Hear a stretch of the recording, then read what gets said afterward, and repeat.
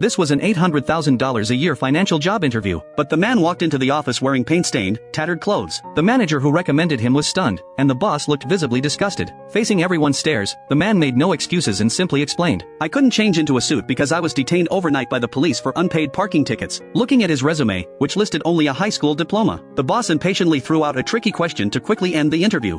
What would you say if a guy walked in for an interview without a shirt on? And I hired him. What would you say?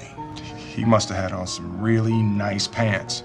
Chris's humorous answer made everyone smile, and surprisingly, he won the internship. When he learned the 6-month internship paid nothing and he'd be competing against 19 top graduates for the only full-time position, his heart sank. For a homeless, jobless man, this was a dangerous gamble. Yet he still chose to chase his dream, because he couldn't forget the look of happiness on that stockbroker's face when he drove by in a red sports car. Chris had invested all his savings into bone density scanners, becoming the sole distributor in San Francisco. But the machines were too expensive, and no one wanted them. Financial struggles drove his wife to leave, leaving him to raise their son alone. To cut costs, he had to send his son to the cheapest daycare while he worked day and night trying to sell the scanners, yet still couldn't make ends meet. By chance, his Rubik's Cube solving skills caught the attention of the HR manager, but luck didn't last. The government seized his tax refund for unpaid parking tickets, leaving him broke. They were kicked out of their motel by the landlord. On their most desperate night, father and son slept in a subway bathroom. Chris propped his foot against the door, cradling his sleeping son in his arms. The next day, they moved into a church shelter, forcing Chris to race between work and lining up for a bed each night. At his lowest point, Chris chose to sell his blood and used the money to buy the damaged parts for the scanner. That night, he went to the hallway alone to repair the scanner. The kind doctor bought the scanner as promised, and the $250 income was enough to keep him from feeling anxious for the next month.